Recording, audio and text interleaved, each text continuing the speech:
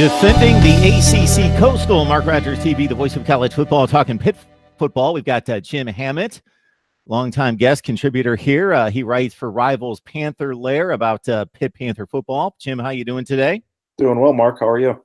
I'm doing just fine. I appreciate you stopping by as always. So if you just look at the raw numbers, we've got 1 4-star in the 2019 class with 15 3-stars. 19 total signees, and a number 50 national ranking. Your thoughts about the class? I know that we've had these conversations with Pat Narduzzi classes in the past in regards to let's look for the fit, let's look for the type of player, and not necessarily the bottom line ranking. Yeah, I mean, it's kind of more the same. Although this is his fourth, I would say, full recruiting class. The 2015 class was kind of one he threw together after being hired. This is the lowest ranked one, and I think there's a lot of factors you can look into that. I mean, I don't think Pennsylvania is as strong as it usually is. I think a lot of kids saw the 2017 season of a 5-7 year that didn't really help them out, and despite winning the Coastal, they had a rough finish. So it just, a lot of things didn't really work out that well. They had some decommitments along the way. I mean, you look at the class, there's definitely some talented pieces around, maybe not any program changers, but a lot of guys that should be able to come in and contribute and, be productive players in their career. So sort out in particular these 15 3-stars in regards to, based on scouting reports that you've seen, the research that you've done, what you've seen on tape, who you really like. I think as a 3-star, Daniel Carter out of St. Thomas Aquinas in Florida. He had a lot of big offers. He was one time a 4-star recruit. He kind of got downgraded because people kind of questioned his speed, but he's a very talented physical runner. Kind of reminds me of Darren Hall that just graduated from Pitt. So I think in terms of you look at a fit, I think he fits into what Pitt likes to do. I also like a 3-star safety out of Florida. That's kind of a common theme with this class is, recruiting Florida, but Brandon Hill, kind of out of the Orlando area. I think he's a playmaking safety. I think he can, maybe push for time, probably looking at a red shirt, but he's another one. I'll give you one more as a 3-star, and that's Kai Wright. He's one of the few Western Pennsylvania recruits in the class. He's out of Farrell, PA.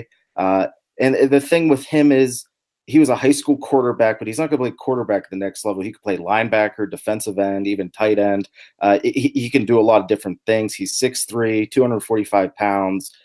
He was an 1,000-point scorer in high school basketball. He's just a really good athlete, and nobody really knows where he's going to end up, but he has a lot of skill. He has a lot of size and ability. So I think he's one of the more intriguing players in this class.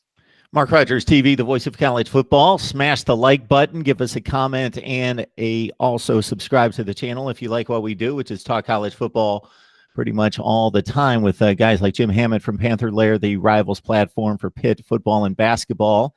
And Jim, let's look at the 2020 class. I see that you're working on a series of articles looking at various positional groups to see who the Panthers have offered in that 2020 class.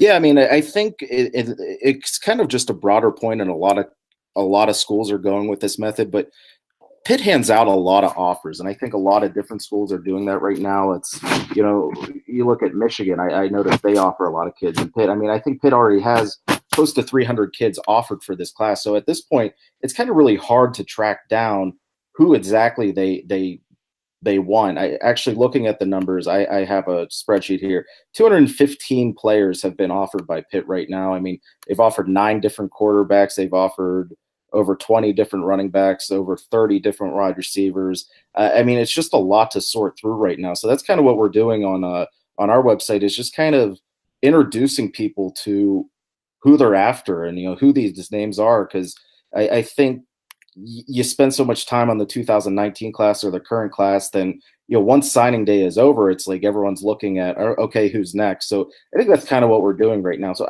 I don't know if there's any names per se that are definitely going to commit to Pitt or really the top targets. I mean, we could look at recent trends right now, and Pitt's spending a lot of time in Florida. They've hired 2 new coaches, so I'm expecting to see a little bit more in the Maryland, Virginia area. So I think those are 2 of the hot spots they're going to hit. And of course, if there's a talented player right in the Pittsburgh backyard, there'll always be have a presence there as well.